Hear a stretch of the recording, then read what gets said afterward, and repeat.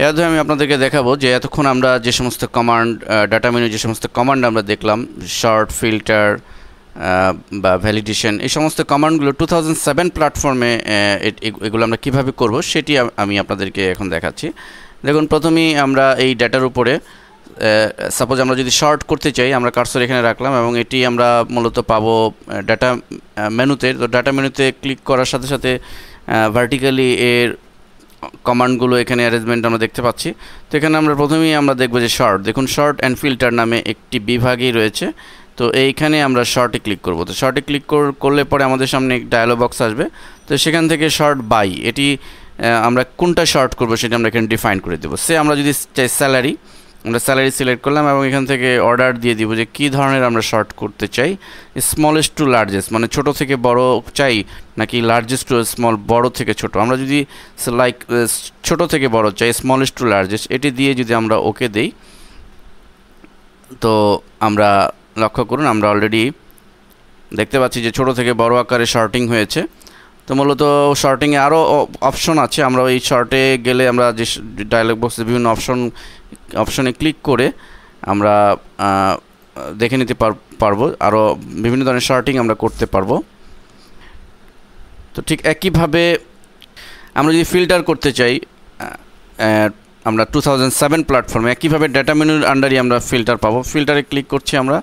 তো এখানে দেখুন ফিল্টার আমাদের আগের ভার্সনের থেকে এই ভার্সনে আমরা বিশেষ কিছু সুবিধা পাচ্ছি। ফিল্টার কমান্ড দেওয়ার সাথে সাথে ঠিক আমাদের এই ফিল্ডেই কিন্তু অটোমেটিকলি একটা কম্বো বক্স তৈরি হয়ে গিয়েছে। আমাদের উপরে আবার নতুন করে আমরা ক্লিক করতে হয়নি। এখানে আমাদের জাস্ট এই পয়েন্টে যদি আমরা ক্লিক করি, তো আমাদের কীভাবে ফিল্টার করব সেটি আমরা এখানে পাবো। আমরা এখানে সিলেক্ট অল রয়েছে, আমরা যদি টিক চিহ্ন উঠিয়ে দিই, এখন কোনটি সিলেক্ট করব। লাইক আমরা যদি সাপোজ আমরা এখানে ধরুন অফিসারদের ডাটা দেখতে চাই, তাহলে অফিসার এটি টিক চিহ্ন দিয়ে যদি ওকে দিই, দেখুন শুধু অফিসারদের ডাটা আমাদেরকে শো করছে। এবং আমরা আবার পুনরায় ফিরে গিয়ে যদি সাপোজ আমরা শুধু অফিসার উঠিয়ে দিয়ে ম্যানেজার শো করতে চাই, ওকে দিচ্ছি, তো শুধু ম্যানেজারদের ডাটা আমাদের এখানে শো করবে।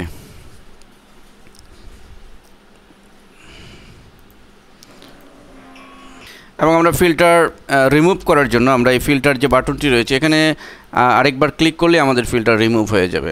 মোট কথা আগের ভার্সনগুলোর চেয়ে আমাদের 2007-এ এই শর্টিং বা ফিল্টারিংকে অনেক বেশি কমফোর্টেবল করা হয়েছে।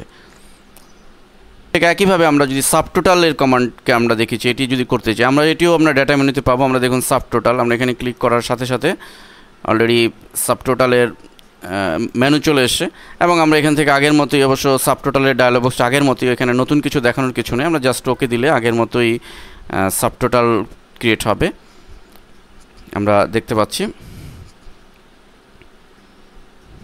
ঠিক একইভাবে আমরা যদি ভ্যালিডেশনের কমান্ডটিও এখানে ইউজ করতে চাই, অর্থাৎ আমরা আমাদের যে ভ্যালিডেশনের যে ডাটা, অর্থাৎ এই কলামে আমাদের যে সমস্ত নিউমেরিক ডাটা আমরা ইনপুট করব, সেখানে যদি ভুল হয়, মিস্টেক হয়, অথবা আমাদের লিমিটের বাইরে কোনো সংখ্যা বসে যায়, সেক্ষেত্রে যদি কম্পিউটার সিগন্যাল দেয়, এ ধরনের করতে চাই, তো সেক্ষেত্রেও আমরা একইভাবে এটিকে সিলেক্ট করব এবং সেটিও আমরা পাবো ডাটা মেনুতে এবং ডাটা ভ্যালিডেশন, এখানে ক্লিক করব এবং আমরা অ্যালাউ কম্বো বক্স হতে এখান থেকে ডেসিমেল সিলেক্ট করে দিব। এই ডায়ালগ বক্স মূলত আগের যে ভ্যালিডেশনের যে কমান্ড একই। তারপরও আমি দেখাচ্ছি ইনপুট মেসেজ, এখানে সেটিংসে আমাদের ডেসিমেল নির্বাচনের পরে আমরা এখান থেকে বিটুইন দিতে পারি, অথবা আমরা যদি চাই যে greater than or equal to, অর্থাৎ এর বেশি কোনো সংখ্যা, অর্থাৎ আমরা ধরে নিই যে আমাদের স্টাফদের স্যালারি ৬,০০০ টাকার উপরে কারণেই, সো আমরা ৬,০০০ টাকার উপরে কোনো সংখ্যা ইনপুট হলেই যেন কম্পিউটার মেসেজ দেয়, সেটি আমরা করার জন্য এখানে ৬,০০০ লিখলাম। ইনপুট মেসেজে আমরা যে কোনো কিছু দিতে পারি, সাপোজ এখানে আমরা দিতে পারি সরি ইউ রং টাইপ, দেন ওকে। তো ভ্যালিডেশন আমরা সিলেক্ট করলাম। এখন ধরুন আমি টাইপ করছি ৪,০০০ এবং আমি,